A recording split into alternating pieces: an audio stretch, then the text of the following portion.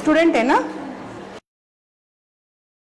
అమ్మా? ఈమె స్టూడెంటే కదా, అసలు యూజే చేయట్లేదు అంటున్నారు. పిల్లలు బయటకు వస్తూనే ఉన్నారు అందులో నుండి. ఏం మాట్లాడతారు అసలు మీరు? అమ్మ ఏం చెప్తావమ్మా? పిల్లలు బయటకు వస్తున్నారు నీ ఎదురుగాని. వాచ్మెన్స్ కి వీళ్ళకు సెక్యూరిటీ వాళ్ళకు వీళ్ళకి అందరికి ఒకటే బాత్రూమ్స్ ఇచ్చేసి మీరు యాక్చువల్లీ చెప్తాను వినండి.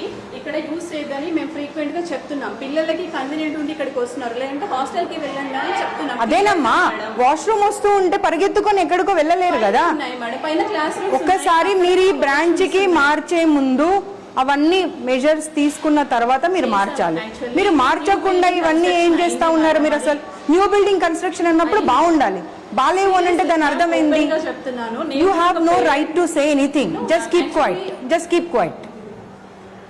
నీ కళ్ళ ముందట పిల్లలు వస్తూ, అరే నువ్వు ఒక లేడీవమ్మా, నీకు వాష్రూమ్ వస్తుంటే ఎక్కడికో పరిగెత్తుకొని వెళ్తావా, లేకపోతే కన్వీనియంట్ గా ఉన్న ప్లేస్ కి వెళ్తావా? నేను చెప్పేది అర్థం కావట్లే నీకు? అర్థమైందా?